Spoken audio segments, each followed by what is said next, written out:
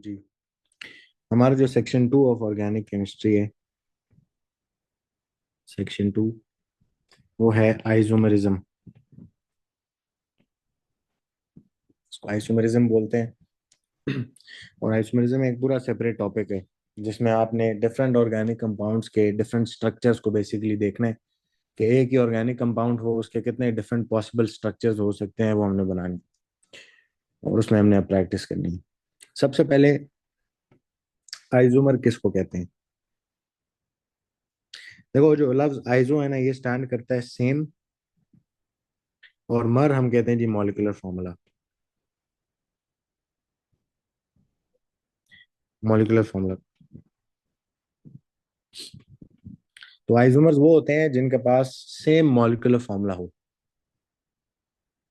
ठीक है, हमने आइसोटोप्स पढ़े थे, आइसोटोप्स नहीं है ये। हमने एलोट्रोप्स पढ़े थे, वो अलग चीज है। आइसोमर्स होते हैं ऑर्गेनिक केमिस्ट्री में ऐसे कंपाउंड्स जिनका मॉलिक्यूलर फॉर्मूला सेम हो, बट स्ट्रक्चर जो हो वो डिफरेंट हो, या स्ट्रक्चरल फॉर्मूला डिफरेंट हो। तो सबसे पहले जरा आइसोमर को डिफाइन कर लेते हैं अपने पास। आइसोमर्स को अपने पास डिफाइन कर लो। देखो जी, डेफिनेशन। देखो, isomers are those organic compounds. तो isomers are those organic compounds which have the same molecular formula, same molecular formula। molecular formula उन सबका सेम होता है, बट डिफरेंट स्ट्रक्चर या structural formula. But different structural formula भी लिख सकते हो आप। बेसिकली स्ट्रक्चर को ही बोलते हैं, या स्ट्रक्चर। ठीक है, तो आइसोमर्स हम कहते हैं ऐसे कंपाउंड्स को, ऑर्गेनिक कंपाउंड्स को, जिनका मॉलिक्यूलर फॉर्मूला सेम हो बट स्ट्रक्चर उनका क्या हो, डिफरेंट हो। अब इसकी एक एग्जांपल मैं आपसे डिस्कस करता हूँ। तो अगर हम इसकी एक एग्जांपल देखें, तो अभी शायद आपको इतना समझना है, थोड़ा आपने इसको टाइम देना है, थोड़ा टाइम लगेगा, फिर ये आपका क्लियर हो जाएगा इंशाल्लाह। अच्छा, पहली एग्जांपल अगर इसकी मैं देखूं, तो वो आपके पास आएगी जी। फॉर एग्जांपल, अगर मैं इधर एक फॉर्मूला लिखता हूँ ब्यूटेन का, फॉर एग्जांपल, ब्यूटेन का फॉर्मूला आप बताएं जल्दी से क्या होता है? एल्केन है, 4 कार्बन वाला है। ब्यूटेन 4 कार्बन हैं, और एल्केन है, ANE इसका फैमिली नेम आ रहा है। क्या पेज फॉर्मूला बनना पे। चाहिए? ये आपके फिंगर टिप्स पे होनी चाहिए, ये फॉर्मूला में अब इतना टाइम नहीं लगना चाहिए। तो एल्केन है CnH2n+2, इसका जनरल फॉर्मूला होता है। 4 कार्बन हैं तो C4H डबल, और उससे दो ज्यादा तो H10 आपके पास, ये एल्केन का फॉर्मूला होगा फॉर ब्यूटेन। अब ब्यूटेन का ना ये मॉलिक्यूलर फॉर्मूला है जो हमने लिखा है C4H10, ये ब्यूटेन का क्या है, मॉलिक्यूलर फॉर्मूला है। अब इसी मॉलिक्यूलर फॉर्मूला से ब्यूटेन के दो किस्म के स्ट्रक्चर बना सकते हूँ। 4 कार्बन है, तो पहला एक स्ट्रक्चर मैं सोचता हूँ, मैं कहता हूँ जी, चार ऐसे सीधी चेन में लगा दो, 1 2 3 4 कार्बन इस तरह लगा दो, बाकी 10 हाइड्रोजन उन पे लगा दो। तो एक स्ट्रक्चर ये पॉसिबल है।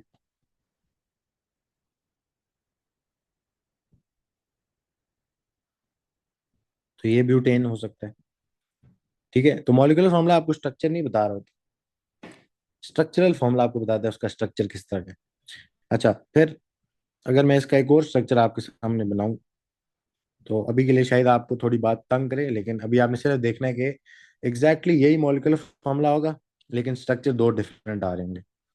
तो 1 2 और 3 इस तरह लगा दूं, 1 कार्बन इधर बीच में ऊपर लगा दूं। अब जरा हाइड्रोजन पूरे करो, अभी भी 10 हाइड्रोजन ही लगेंगे। तो ऊपर वाले पे एक बॉन्ड है, उस पे 3 हाइड्रोजन लगाओ, 4 बॉन्ड पूरे। राइट वाले पे 3 हाइड्रोजन लगाओ, 4 बॉन्ड पूरे। ये जो बीच वाला है, इसने ऑलरेडी 3 बॉन्ड्स बनाए हुए, इस पे 1 हाइड्रोजन लगा दो। और जो लेफ्ट वाला है उस पे भी 3 हाइड्रोजन आएंगे। जरा गिने इसका मॉलिक्यूलर फॉर्मूला पहले वाले का बताओ, क्या आ रहा है? 4 कार्बन है तो C4, हाइड्रोजन कितने आ रहे हैं, गिने जरा। 10 है, H10। मॉलिक्यूलर फॉर्मूला यही है। इसी तरह सेकंड वाले के गुणों, तो उसमें भी 4 टोटल कार्बन है, C4, और हाइड्रोजन कितने हैं? 1 2 3 4 5 6 7 8 9 10, H10। दोनों स्ट्रक्चर्स में आपके पास मॉलिक्यूलर फॉर्मूला क्या आ रहा है? सेम। सेम है। मॉलिक्यूलर फॉर्मूला दोनों का क्या है? सेम है, बट दोनों का स्ट्रक्चर क्या सेम है या नहीं। डिफरेंट है एक दूसरे से? एक दूसरे से स्ट्रक्चर क्या है या अरेंजमेंट क्या है एक दूसरे से? डिफरेंट किस्म की है। ठीक है, तो इनको हम बोलते हैं कि ये एक दूसरे के क्या हैं? ये जो दोनों मैंने स्ट्रक्चर्स बनाए हैं, इन दोनों का मॉलिक्यूलर फॉर्मूला सेम है बट स्ट्रक्चर डिफरेंट है, तो ये एक दूसरे के क्या हैं? आइसोमर्स हैं। क्लियर होगी बात? तो जी। इस तरह हम क्या करते हैं, आइसोमर्स बनाते हैं। एक जरा एल्कीन की भी एग्जांपल देख लेते हैं। तो अगर मैं आपसे एक एल्कीन की एग्जांपल मैं आपको बना के दिखाऊं, फॉर एग्जांपल हम ले लेते हैं पेंटीन। एग्जांपल 2 है आपकी, पेंटीन। जी, पेंटीन का फॉर्मूला बताइएगा मुझे। C5H याद करो 10। एल्कीन्स का जनरल फॉर्मूला, एल्कीन्स का जनरल फॉर्मूला CnH2n होता था, और उसमें आपने जितने कार्बन उससे डबल हाइड्रोजन लेने हैं, तो C5 और H10। पेंट का मतलब 5 कार्बन है और हाइड्रोजन उससे डबल होंगे, तो C5H10। अब ये इसका मॉलिक्यूलर फॉर्मूला है। अब इसके ना डिफरेंट स्ट्रक्चर्स बन सकते हैं, मैं बनाने की कोशिश करता हूँ एक। अगर मैं इसी मॉलिक्यूलर फॉर्मूला से स्ट्रक्चर बनाऊं, तो वो ये हो सकता है कि मैं सारे कार्बन एक लाइन में लगा दूं, 1 2 3 4 5, और डबल बॉन्ड हमें आते हम शुरू में लगा देते होते हैं। तो ये क्या है? डबल बॉन्ड शुरू में आ गया आपके पास। ठीक है, अब जरा हाइड्रोजन पूरे कर लो, तो ये आ गया 2 हाइड्रोजन इधर आ गया, 1 हाइड्रोजन इधर आ गया, 2 हाइड्रोजन, फिर 2 हाइड्रोजन, और फिर 3 हाइड्रोजन। ठीक हो गया? अच्छा, अब हमने क्या करना है? अब हम जरा, मैं इसका आपको एक और स्ट्रक्चर बना के देता हूँ। तो एक स्ट्रक्चर ये पॉसिबल स्ट्रक्चर है। इसी तरह मॉलिक्यूलर फॉर्मूला सेम रहेगा बट स्ट्रक्चर एक और किस्म का आएगा कि 5 कार्बन में इसी तरह एक चेन में लगा देता हूँ, और डबल बॉन्ड में बीच में मूव कर देता हूँ। अब शुरू में नहीं लगाया मैंने, बीच में डबल बॉन्ड लगा दिया। तो अब हाइड्रोजन पूरे करो, तो इस पे आएंगे 3 हाइड्रोजन, इस पे आएगा 1 हाइड्रोजन, इस पे 1 हाइड्रोजन, इस पे 2 हाइड्रोजन, इस पे 3 हाइड्रोजन। तो अभी आपको नहीं बनाने आएंगे, अभी आपने पूरी बात सीखनी है कि बनाते कैसे हैं। तो मैं इसीलिए सिर्फ अभी एग्जांपल बता रहा हूँ कि आपने करना किस तरह है, इधर देखना क्या क्या है। आपने अभी के लिए सिर्फ क्या देखना है, क्या ये दोनों स्ट्रक्चर्स आपस में सेम है? नहीं। नहीं है सेम। एक में डबल बॉन्ड किधर आ रहा है? शुरू में। एक में डबल बॉन्ड बीच में आ रहा है चेन में। जी। ठीक है, तो ये दोनों स्ट्रक्चर्स एक दूसरे से क्या है? डिफरेंट है। बट दोनों का मॉलिक्यूलर फॉर्मूला अगर हम चेक कर लें, तो इधर कितने कार्बन? 1 2 3 4 5, C5। हाइड्रोजन कितने? 1 2 3 4 5 6 7 8 9 10, 10 हाइड्रोजन है, तो H10। इसी तरह, इसी तरह आपका जो सेकंड वाला है, उसमें आपके पास कितने कार्बन है? 1 2 3 4 5। ठीक हो गया, 5 कार्बन है। हाइड्रोजन कितने हैं? 1 2 3 4 5 6 7 8 9 एंड 10। क्या दोनों का मॉलिक्यूलर फॉर्मूला सेम आया? जी। बिल्कुल सेम आया। दोनों एल्कीन्स है, दोनों का मॉलिक्यूलर फॉर्मूला सेम है, दोनों आपके पास 5 कार्बन वाले एल्कीन्स है, बट दोनों का स्ट्रक्चर डिफरेंट है एक दूसरे से। एक में शुरू वाले 2 कार्बन, कार्बन 1 2 में बॉन्ड आ रहा था, डबल इधर आ रहा है, 1 2 3 2 3 के बीच में डबल बॉन्ड आ रहा है। ठीक है, तो इसको थोड़ा दिमाग खोल के मेरे साथ सुनना है। ठीक है, इसको थोड़ा सा अभी आपको शुरू में मुश्किल लगेगी बात, ये क्या फजूल बातें हो रही हैं, लेकिन थोड़ा सा दिमाग खोल के सुनोगे, थोड़ा हमने प्रिपेयर्ड रहने के, मुझे समझ आ रही है तो हमें आएगी समझ। ठीक है। अच्छा, एक और स्ट्रक्चर भी इसका मैं बना सकता हूँ, पता है? एक और स्ट्रक्चर भी है इसका, कि अगर मैं ऐसे 4 कार्बन लगा दूं स्ट्रेट चेन में, डबल बॉन्ड में रहने दूं इधर ही जहां पहले था शुरू में, और एक कार्बन उठा के मैं लगा दूं इस जगह पे।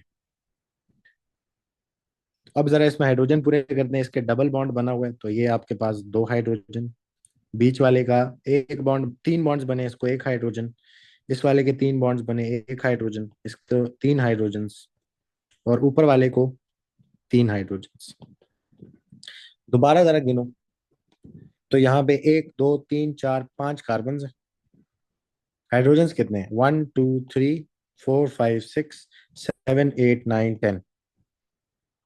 10 हाइड्रोजन। दोबारा सेम मॉलिक्यूलर फॉर्मूला है, लेकिन स्ट्रक्चर क्या है? क्या इन तीनों में से किसी का स्ट्रक्चर इस तरह का था जो मैंने अभी बनाया? नहीं। नहीं था। तो एक और नया स्ट्रक्चर बना आपके पास। ठीक है, इसके अलावा मैं एक और स्ट्रक्चर भी बना सकता हूँ, वो मैं आपको बना के दिखाता हूँ। अगर मैं इसका एक और स्ट्रक्चर अपने पास यहाँ पे बना लूँ, तो वो इस तरह हो सकता है कि अगर हम मैं इस तरह करूँ कि 3 कार्बन में लगा दूं ऐसे, डबल बॉन्ड में इधर ही रखूं, एक कार्बन में लगाऊं आपके पास इधर, और हम्म, बल्कि नहीं, देखो इस तरह देखो, 4 कार्बन में इसी तरह लगाऊं, और डबल बॉन्ड में अब रखूं दरमियान में, पहले शुरू में रखा था अब दरमियान में, और एक कार्बन जो रह गया पीछे 5 में से, उसको मैं लगा दूं इस कार्बन के ऊपर। अब देखते हैं क्या फॉर्मूला बनता है आपके पास। तो ये कार्बन इसने एक बॉन्ड बनाया हुआ है, इसके पास कितने हाइड्रोजन आएंगे? 3 हाइड्रोजन। तो 1 2 3 4, इस वाले के 4 बॉन्ड पूरे हैं, 5 6 7, और फिर 8 9 एंड 10। कितने कार्बन है? 5 कार्बन है, 1 2 3 4 5। C5 हाइड्रोजन कितने हैं? 1 2 3 4 5 6, सॉरी 6 7 8 9 एंड 10, H10। क्या इस तरह का स्ट्रक्चर हमें नजर आ रहा है पीछे कहीं? नहीं। देखो, अगर लगता है ना कि ये दोनों स्ट्रक्चर्स आपस में सेम है, तो सेम नहीं है। इधर डबल बॉन्ड शुरू में आ रहा था, इधर हमने डबल बॉन्ड बीच में शिफ्ट करके ब्रांच बनाई है। ठीक है, जी। तो ये डिफरेंट स्ट्रक्चर्स हैं आपस में। तो ये सारे स्ट्रक्चर्स एक दूसरे के साथ क्या हैं? एक दूसरे के क्या हैं ये? सारों का मॉलिक्यूलर फॉर्मूला सेम है, बट इन सारों का स्ट्रक्चर डिफरेंट है। तो ये सारे एक दूसरे के क्या बनेंगे? इनको हम क्या बोलेंगे? ये एक दूसरे के आइसोमर्स हैं। और जितने ज्यादा कार्बन आपके पास आते जाएंगे, उतने ज्यादा पॉसिबल आइसोमर्स आप क्या कर सकते हो? बना सकते हो। ठीक है, तो अपने पास एक नोट लिख लो कि the more the carbons in a compound, the more number of isomers we can make. बस थोड़ा सा हमने दिमाग चलाना होता है कि अच्छा मैं क्या अरेंजमेंट करूं जो पिछले वाले से डिफरेंट है। उसके लिए एक हमने ट्रिक निकाली हुई है। थोड़ी सी ट्रिक ये है कि थोड़ा शुरू में समझने में आपको तंग करेगी, लेकिन एक बार क्लियर होगी तो आप हमेशा आइसोमर्स बना सकेंगे, फिर ए लेवल्स में भी आपको को मसला ही नहीं आएगा। ठीक है, मैंने कहा था ये चैप्टर सा ए लेवल स्टाइल में करेंगे। ठीक हो गया? जी। आगे चलें अब। अच्छा, अब ना हमने आने के हम बनाते किस में, या आइसोमर्स सोचने तो हमने इसी तरह है कि यार इसको इधर लगाओ, इसको इधर लगाओ, इसको इधर लगाओ, लेकिन हमने किस बेसिस पे चलना है, क्या हम क्राइटेरिया रखेंगे, तो उसको देखते हैं। देखो, आपके पास आइसोमर तब बनेगा, आइसोमर तब बनेगा जब जो भी आप आइसोमर बना रहे हैं उसका नेम डिफरेंट है।